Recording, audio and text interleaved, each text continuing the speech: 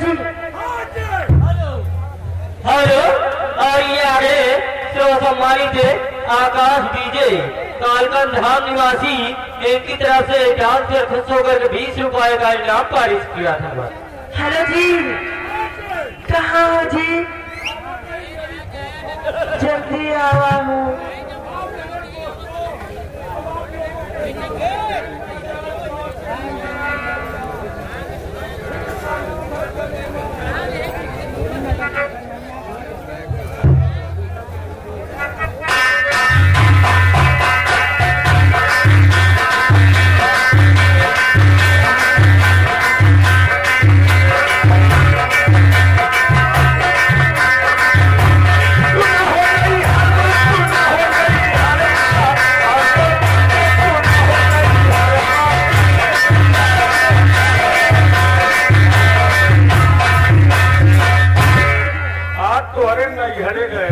क्या करने के लिए जी?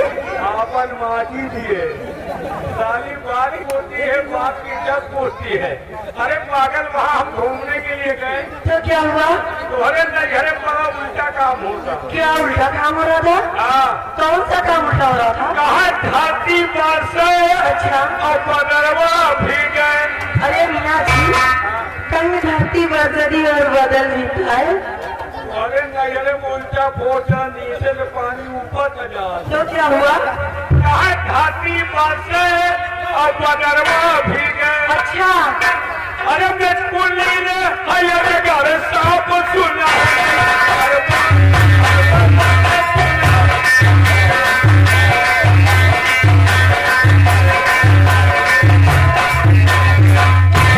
कहा चलत मछलिया बकुलिया गली ने। मीना जी, कहीं मछली बकुला बुलती है? अरे नजरे में मछली बकुला का भूले ले जा। क्या मजाक कर रहे हैं? गंगा कसम बकुला सा विदेश पे ले जा। अच्छा। कहा चलत मछलिया बकुलिया गली ने। हाँ। अरे बोकरी पे